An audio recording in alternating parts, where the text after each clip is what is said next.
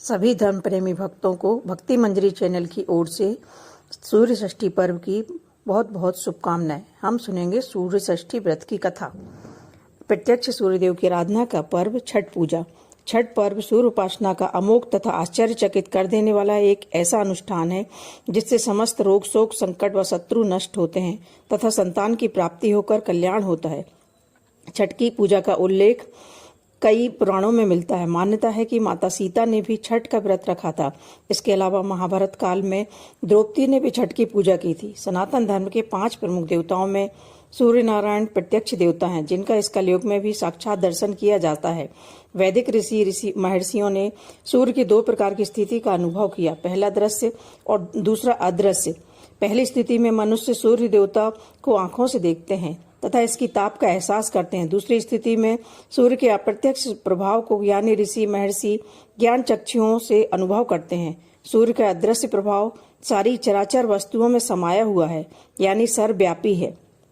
सूर्य की इस अदृश्य शक्ति का अध्ययन एवं अनुसंधान करने के लिए ऋषियों ने ज्ञान योग, भक्ति योग, जप तप अनेक मार्ग अपनाए। छठ पूजा वैज्ञानिक दृष्टिकोण से लाभकारी। वास्तव में सूर्य का अप्रत्यक्ष तेज ही विश्व को शक्ति की प्रेरणा देता है। छठ पूजा का महत्व। छठ पूजा के माध्यम से सूर्य का दिव्य स्वास्थ्यवर्धक तेज व्रती का कल्याण करता है। सूर्य भगवान की उपासना करने से दीर्घायु मिलती है, परिवारजनों में समृद्धि मिलती है एवं कुष्ठ रोग जैसी बीमारियां भी ठीक हो जाती हैं। छठ महापर्व दीपावली के ठीक 6 दिन बाद मनाया जाने वाला छठ महापर्व का विशेष महत्व धर्म शास्त्रों में वर्णित है। कार्तिक मास की शुक्ल पक्ष की षष्ठी को सूर्य षष्ठी का व्रत करने का विधान है। अथर्ववेद में भी इस पर्व का उल्लेख है। यह ऐसा पूजा विधान है जिसे वैज्ञानिक दृष्टि से भी लाभकारी माना गया है। ऐसी मान्यता है कि सच्चे मन से की गई पूजा से मानव की मनोकामनाएं पूर्ण हो जाती हैं। इसे करने वाली स्त्रियां धन धान पति पुत्र तथा सुख समृद्धि से परिपूर्ण रहती हैं। छठ पूजा के इतिहास की ओर दृष्टि डालें तो इसका प्रारंभ महाभारत काल में कुंती द्वारा सूर्य की आराधना पुत्र कर्ण के जन्म के समय से माना जाता है।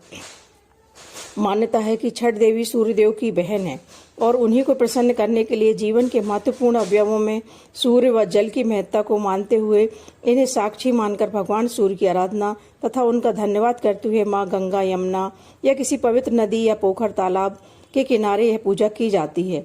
वाल्मीकि रामायण में ऋषि अगस्त द्वारा आदित्य हृदय स्तोत्र के रूप में सूर्यदेव का जो वंदन और स्तवन किया गया है। कहते हैं इस दिन सूर्यदेव की आराधना करनी चाहिए और आदित्य हृदय स्तोत्र का पठन करना चाहिए। उससे उनके सर्वदेवमय सर्वशक्तिमान तथा देदीप्यमान स्वरूप का बोध होता है।